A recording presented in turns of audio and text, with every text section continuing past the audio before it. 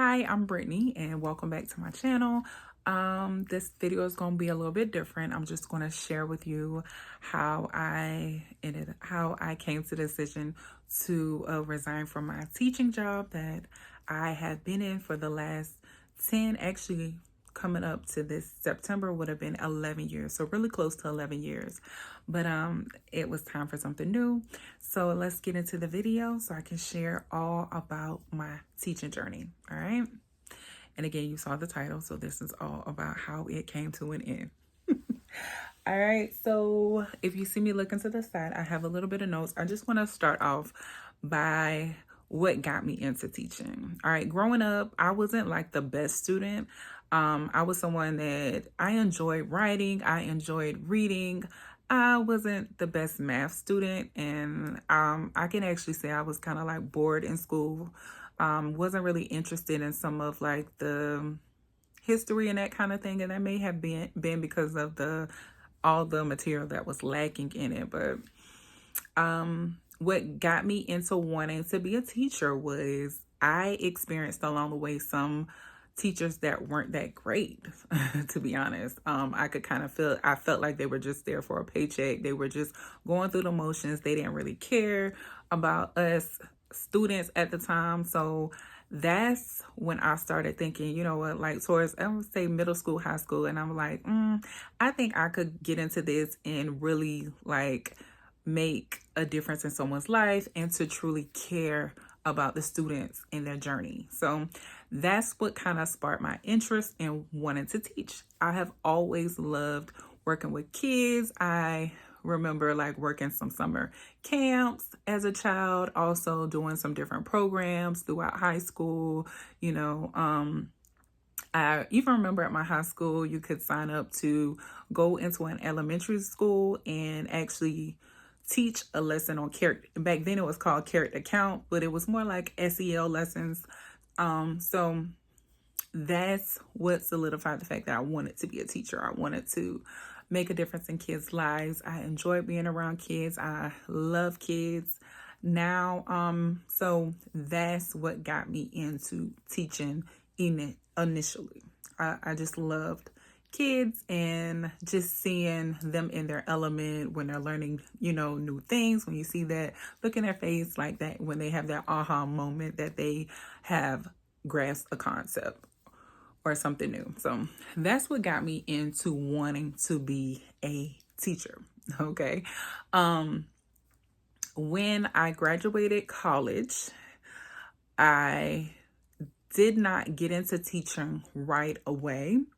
The district that I was working with at that time, like I said, 10, 11 years ago, it was kind of harder to get into it if you weren't like already working as an assistant or working as a para at the time or subbing or something like that. And I didn't go that route. I worked at a daycare for like a small amount of time.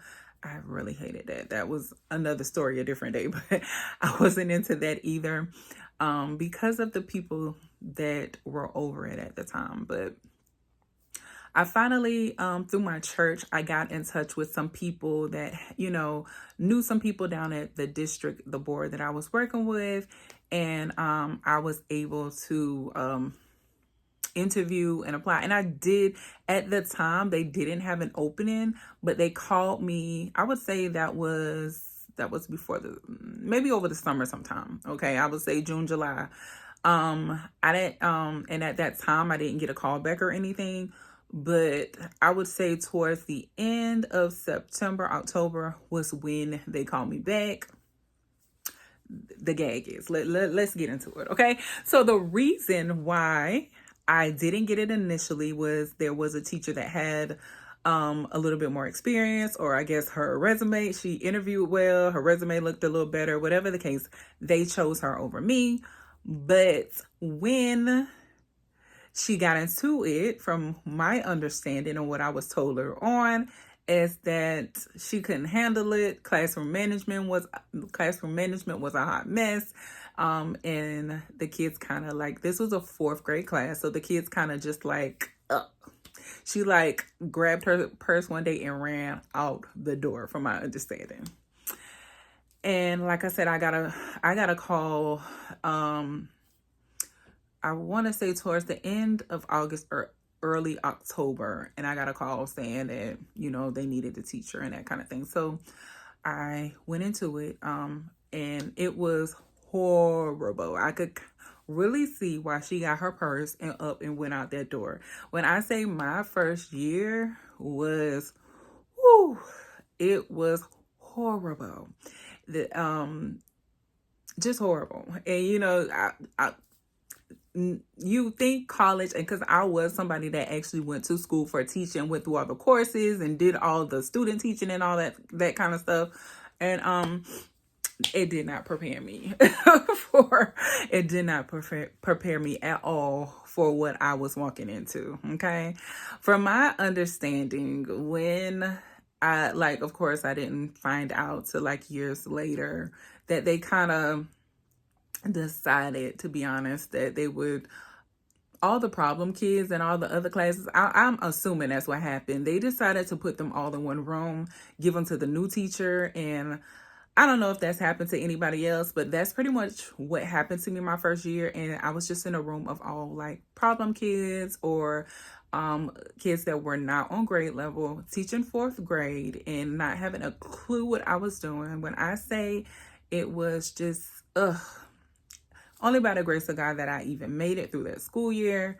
I can't even stress to you how bad my first year was. It was horrible. Horrible. Just horrible.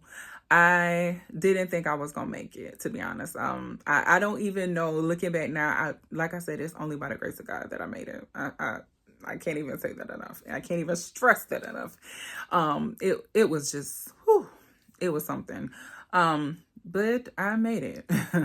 I don't know how, but I made it. So even the administration at the time, they weren't trying to help me. I was just thrown to the wolves. And to me, that's what they do with a lot of new teachers. And while when I was in the position to help new teachers coming in, I would welcome them with open arms and really try to help them out with lesson plans, anything I could, because I was thrown to the wolves, So that's what happened my first year teaching. When I finally got into the classroom, and you're young and you're excited and all of those wonderful things, you get in there and you're like, what did I sign up for? Oh my gosh. When I say it was so horrible to the point that I was willing to take sick days and take time off, and it was well, you're not going to get paid. And I did not even care. When I say I didn't care, I was just I need a mental health day. I can't physically get up out my bed and come today because I just need a mental health break. Whew. Yeah, that was something. Okay, fast forward, got through that first year of teaching fourth grade. Like I said, it was horrific. It was horrific. I just wasn't prepared for classroom management. Like I said, all of the behavioral issues that were just thrown into the one room. Fourth grade fights, cursing. You think about it, it happened. Okay, everything. Okay, but I got through it by the grace of God. So going into my second year, I totally know that God was looking out for me. I had the opportunity to go down and I got into pre-K. Okay, so like I said, growing up, I always enjoyed working with kids, and I especially really like the little kids. I enjoyed working at the nursery and church and that kind of thing, just being around younger kids.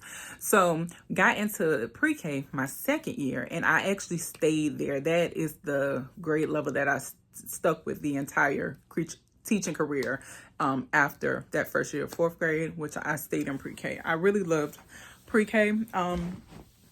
That was, when you're teaching, you really either love the older kids or you are just someone that loves the younger kids. And I was just someone that really thrived with teaching the younger kids. Like I said, I'm looking to the side because I'm trying to remember some of the notes that I wanted to share. But so that was my first year, and then I shifted to pre-K. I like I said, I loved pre-K. It was totally different, from being where they're fourth grade to the point where they just did not even care. They kind of, lost their love for school along the way, which is really sad that they do, but that's what happens. but with having pre-K was the foundation, they're still really excited to come to school, and you can do nice, fun, cute little lessons and make it really, really fun. I really loved it. And the school that when I got into pre-K, I was the only pre-K teacher at that school. That was another thing. So going into pre-K, I didn't have anybody really to ask. And the only teachers that I could ask that taught it previously, they only taught it for 1 year. So they did not stay in it long enough to where they knew the curriculum, they knew, what was expected and the expectations of the pre-K, guidelines and all of that kind of stuff. They didn't stay in it long enough to really be able to help me with that. So yeah, strike one. So I really kind of just had to, just find my own way. The teacher before me, she did share her lesson plans with me. So that was a great thing to just kind of be able to use and kind of, just have an idea of those lessons and that kind of thing. But I kind of would, just kind of had to find your own way. And I did. Like I said, I enjoyed it. I was able to be I was the only pre-K teacher. So I was able to plan my own field trips, plan my own things. The administration at the time, they didn't know very much about my particular grade level with pre-K because we had our own state guidelines and that kind of thing. We didn't follow the standards that the older grades were following, the same curriculum. So we could do our own thing. Of course, they would come in and observe and that kind of thing. But outside of that, they weren't micromanaging me or anything. I was able to come up with my own, unique lessons and just really make it fun, do special activities, parties, all of that kind of stuff. It was great. I said I did that for, I would say maybe 2 or 3 years before they said they wanted to have another teacher come in. So I was going to have another teacher come in and work with me with pre-K. So it would be go from one class of pre-K students to 2. And of course they would be in a classroom, but we'll be a team, kind of plan things together and that kind of thing. So like I said, she was a new teacher that came in and we're still really cool to this day. And like I said, I did not have a great mentor teacher or anybody that could kind of show me the way when I was coming into teaching and that kind of thing. And I realized, with that year that everybody was kind of struggling. So I guess maybe they threw me to the wolves, one thinking about me because they were trying to handle their own things. I get it. But I just think that's another thing in education is the new teachers that are coming in, they have different classes and, a program, but it's not really beneficial. You know what I'm saying? It could be done better, to where they are really trying to help the new teachers that are coming in and really guide them, that kind of thing. So with that new teacher, I made sure that we were really close. She could come to me about all kinds of things. I wrote lesson plans for both of us, so she didn't even have, because I wanted her to focus on classroom management, focus on really getting to know her kids and building those relationships with the kids and the parents and that kind of thing. That I felt was more important than worrying about lesson plans. So I would do our lesson plans and we would come together and talk about them and that kind of thing. So we did collaborate in that way. So I enjoyed at that school being able to do my own thing. But what happened is, and we were going strong for a few years. So I would say 5 to 6 years in, they decided that they were going to go a different route with our school. They were changing up how our school was within that district. They were what they were doing was that school that I was currently at, it was no longer going to be a pre-K through 5th grade school. It was going to then be a 1st grade through 5th grade school. All right. So pre-K and kindergarten was going to another school, in that same neighborhood, so that all the pre-K, all the kindergarten were going to be in one school. Then 1st through 5th would be at that school and a neighboring school. So again, that's beyond me, but that's what was happening. Okay. So what ended up happening is we had to interview for our jobs. Now, granted, we already had jobs and that kind of thing, but thinking, you knew you would have a job, but you didn't know where you were going to go, basically. So the interviewing process, like, you knew you would have a job. They could place you somewhere else within the district. But if you wanted to stay where you currently were, which you're comfortable with your coworkers and that kind of thing, you're used to everything that's going on, we had to interview for our own job. This happened twice, mind you. This happened twice within the span of, I would think, a year or two, that I had to apply for my job twice. Is that not crazy? Is that not crazy that we had to reapply for our jobs? And that happened twice. The first time it happened because they were changing something. I can't even remember, to be honest. If I can't even quite remember why the first time happened. I know that if you got chosen, you would get a stipend of a set amount of money and that kind of thing if you were chosen, which I got it twice. I was able to stay in my position. And if you weren't, then you would get placed somewhere else in the district. Like, you were going to have a job, but it might not be the job that you wanted. Again, as a teacher, I should be able to come to work and not have to worry about reapplying for the same job that I already have. Anyway, that happened. So that was a very negative experience. And it's just like, just being micromanaged. That's what started to happen, especially once I reapplied for my job. And like I said, we had to go to a different school because I wanted to stay with my grade level. It was really important because I really enjoyed working with the younger kids, and I really enjoyed, and then you get into the groove of things. I just really enjoyed that grade level. So working with that level of kids, I had to move to a school that really wasn't that far, but they put all of us there. Now, mind you, I just said that there were two teachers, meaning with it being two teachers, we had two pairs. So it was four of us that had to apply for our jobs for pre-K, and then all the kindergarten teachers, if they wanted to go to kindergarten, they had to interview as well. If they decided they wanted to stay at the current school, they could go up to 1st through 5th grade. All right, I hope you're following me because I'm kind of all over the place, but I'm actually remembering these things as I'm telling you. And it was a while ago. So forgive me if I'm all over the place. So once we did that, and like I said, I did get the position to be able to stay with my grade level.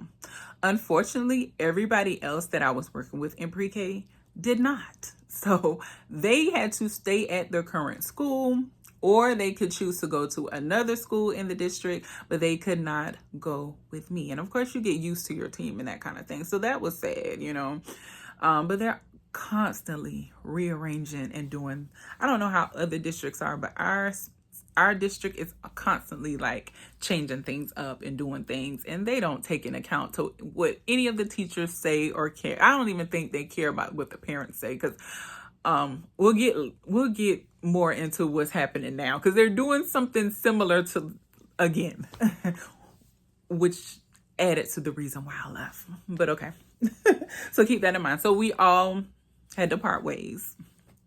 I had to say goodbye to my little teacher bestie at the time, because she actually stayed at the school. She was going to teach 1st grade, and because she interviewed for the school that I interviewed for as well, and didn't get it. Like, they only chose me. They did not choose my para. They did not choose the other teacher that went to 1st grade or her para. So now I'm at a different school. And of course, you meet new people and that kind of thing, and you get accustomed to that. Now, at this current school, I have a new assistant, a new para, and this particular para let me know straight up that she did not want to be there. She would rather be a part of the office staff, but apparently they made her be a para. And situations went down throughout the school year to where she got pulled out of the classroom, and she ended up being where she wanted to be. But there were so many days that I didn't even have like a sub pick up in her place. So I was left to have 22 4 and 5-year-olds by myself all throughout the day. And this happened on various occasions. Oh my goodness. And this was the year right before COVID.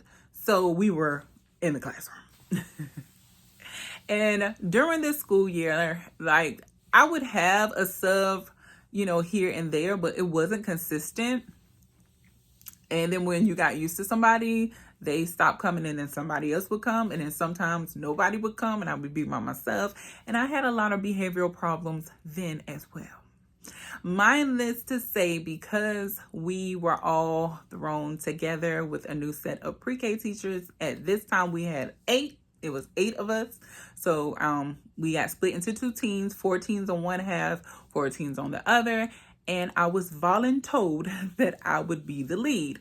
And I'm assuming they did that because at that time, I had like 6 years, 6 or 7. Again, the years are murky, but 6 or 7 years at the time of experience with working in pre-K. So because everybody, like quite a few people were coming in new, I was the lead of my team. Again, I was voluntold. Nobody asked. I was voluntold that I would be the leader, and that I stayed the leader for 3 years straight.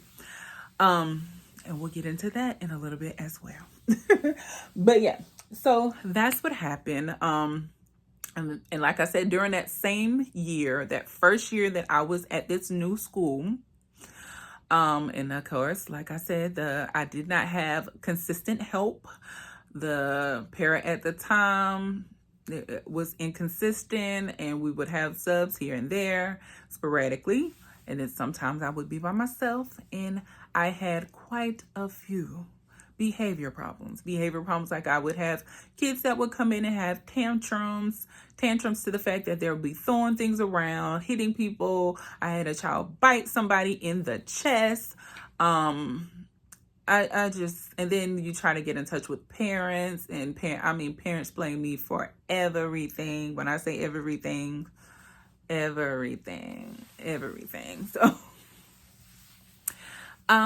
yeah, it was a time in my life that I can only credit the Lord for getting me through yet again. And before then I had some like really great times where I was truly enjoying it, and going to this new school, I truly miss my old school and how I wasn't being micromanaged, because at this new school, I was being micromanaged. It was the first time that this school came into existence, with this pre-K and kindergarten program. So the board members were constantly in and out of our classrooms, looking and seeing what we were doing, observing us. I remember one time I was reading a story to my class, and I looked up and I had 7 adults with pads and notebooks and papers, taking notes. And I'm like, when did they even walk in here? I was so involved in my class and what I was doing. And I just look up and 7 strangers are looking back at me. And I'm like, oh my goodness. And you constantly just had to be on because you didn't know what to expect. It was a very trying time. Again, and during this school year, might I say that this was right before COVID hit. I would say COVID hit that year in the spring. This is the fall. And I would say around November, because I know it was right before Thanksgiving, I got so sick. Now, I hope to God, I don't know if it was COVID before before we knew what COVID was, but I got so sick to where I missed 2 weeks of school because I was so sick. So imagine, as a teacher, you trying to have your class together, have your behaviors and that kind of thing. And I'm working with young kids. They need consistency. All kids need consistency, but definitely the smaller ones. So with me being out sick, not really having a stable pair or sub or anything, and coming back and just things were just chaotic when I got back. And it was right before Christmas break and everything. Again, I got through it somehow. So coming in to that, after we come back from Christmas break and trying to get things back on track, I believe my para was back in the room then. Again, she let me know she did not want to be there. She was the type of, she really wasn't, and she wasn't very helpful. She would just sit at her little area. She wasn't really interacting with the kids and that kind of thing. And of course, in pre-K, you have to be hands-on. You can't just sit at your desk. You have to be involved with the with the kids and what they're doing. That's just what you got to do. She wasn't into it. So, all right. So here comes COVID. All right. We go out, we go to spring break, come back. We never come back in the class. When COVID goes down, we don't know what's going on. We on the screen. Okay. That's fine. We come back. And that was the whole school year. And then the next school year when we come in, we're still home with COVID. All right. This was a very interesting time. I know that parents hated it. Teachers, we were confused, lost, but we got through it somehow, somewhere. All right. We got back in the classroom, and that para that I had that year, she ended up quitting and didn't come back. The following year, I had another para, but because we were still in COVID, we were home most of that school year. And then she came. She was very helpful the second half when we were in, but it was a cohort to where like some days we were on the screen, some days the kids were in. We did that for the rest of that year. The whole COVID area is just a blur to me, but I'm trying to remember. So when we really got back into the classroom, which was just, I want to say 2002, 2000, around that time. Okay, so then I got my pair, which I currently just left. So the pair that I just left, I was with her for 3 years, I believe. 3 years, if I'm not mistaken. So she was really good and helpful and that kind of thing. We got along really well. We realized that I didn't know it at the time, but we attended the same church and that kind of thing. So we really interacted well with the kids and that kind of thing. We got along really well. But for some reason, our administrator did not care for her so much. But I guess just her personality, that kind of thing. So, and one thing about some people is if they don't particularly care for you, they will make it known. I don't know if all administration is like that, but I've seen that that if they don't care for you or that kind of thing, they'll make it known. It's not the most professional thing in my eyes, but it happens. Okay. It's just another con. It happens. So going into the last couple of years, like I said, I had a good pair that we finally got along, but I just think over the years, all the ins and outs of not having support within the classroom, of not having a consistent co-teacher all the time, a pair, it just really took a toll on me. It really took a toll on me. I just felt like in some instances I had to do 2 jobs. And even within the past year, coming back from COVID, we would have plenty of times where subs just weren't picking up. And I mean, you just didn't have that help, but you still had to just be on all the time. And I mean, it really wasn't fair for me to have to do my job and another person's job when they're supposed to be 2 illegally in pre-K. You're supposed to have 2 adults in the room. Like that. I mean, that's just what's supposed to happen.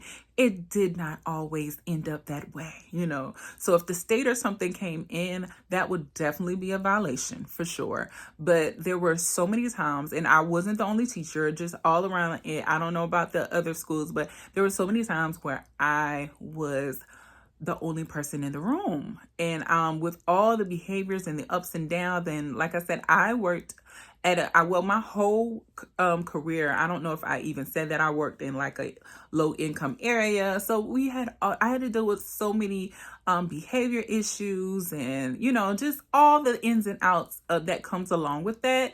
And I really enjoy working with those kids, I do. But I mean, it just takes a toll on you over time.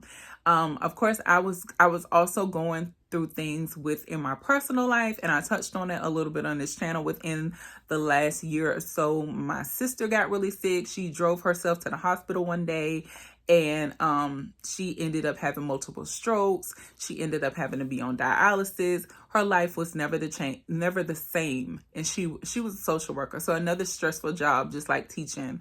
So within this last year, I decided that I couldn't let that be me. I have to take a step back and truly take care of myself, my health.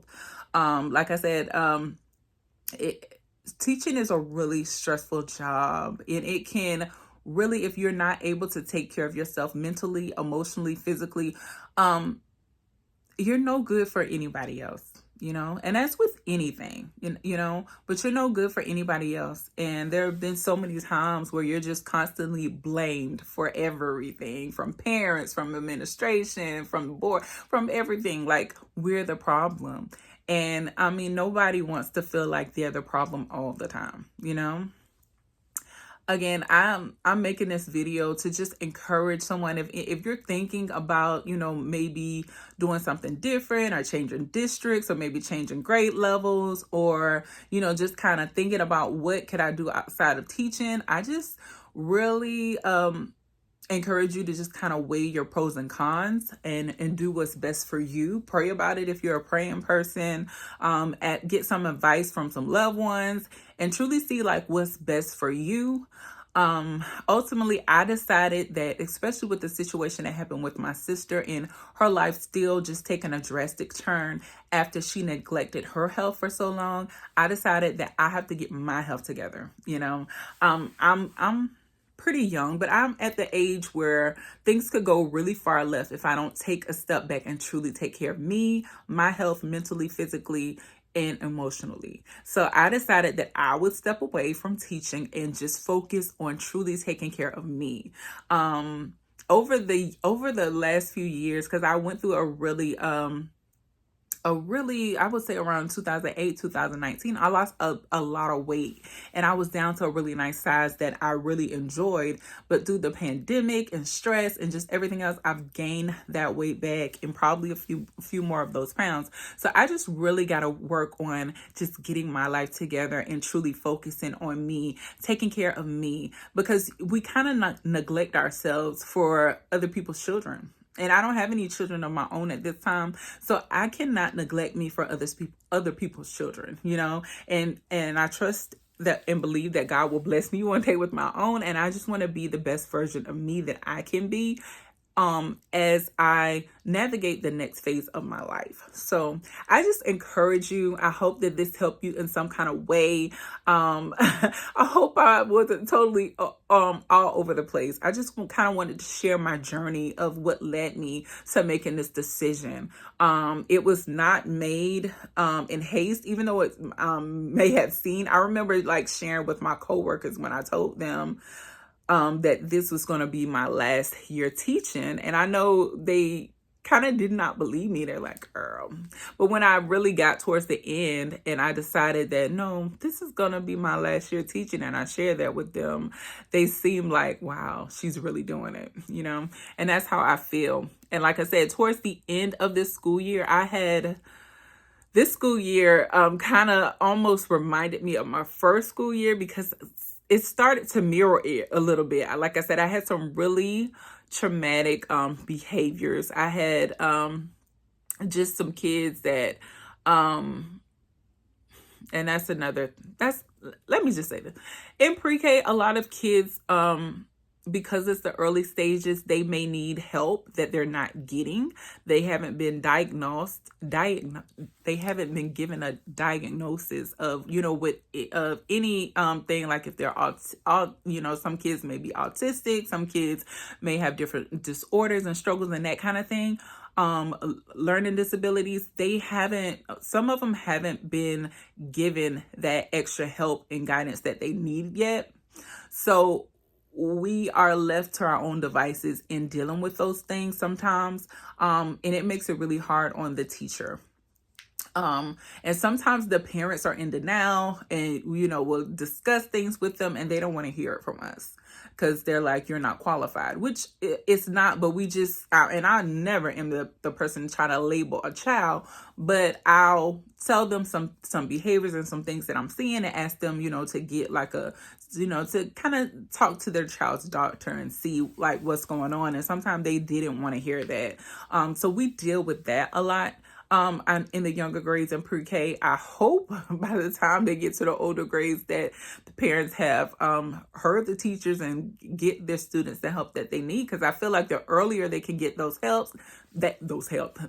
earlier they can get that help and the needed support, that additional help that they need, the child would thrive better. It would make them a better student in the long run. So that's another thing that we deal with. And just the micromanaging. Like, if I know the task that I'm supposed to do and the job that I'm supposed to do as a teacher, and I've been doing it for so long, trust me to know that I'm going to do my job to the best of my ability. I don't need you over my shoulder. I don't need you nitpicking every little thing. I'm going to do my job because that's what I'm here to do. And then it's just and I get it. It's everybody's stressed out, and you take out your stress on other people. It's just too much. Again, I decided to break away and to choose my health, my happiness, my peace, my joy, and just truly step away from this area. I don't know if I'll ever, you have your license, so you could always go back, but I'm just so content and so happy and so at peace being broken free. This is currently July. Like I said, my last day of teaching was in the end of May. But I'm just so very grateful that I got through, because looking back at the last 10 to 11 years of my life, it's like I said, it's only by the grace of God that I made it. So I just encourage everyone that is watching. If you're interested in any of the content here, I ask that you subscribe, that you leave a comment, share your journey, your teaching journey. What are some things that you're dealing with and going through? I'm here to support you. And I'll pray for you. I'll send you an encouraging word. And I just wish you the best. If you choose to stay, if you choose to try to do something different, I wish you the best in trying something new. And we're on this journey together. My channel is all about just being the best version of you. So if you're interested in content like that, please subscribe. Please leave a comment and check out another video. I will see you very soon. All right. Like I always say, love on you like only you can love on you. And the only person that can love you more is Jesus Christ himself. All right. Have a great day. Bye.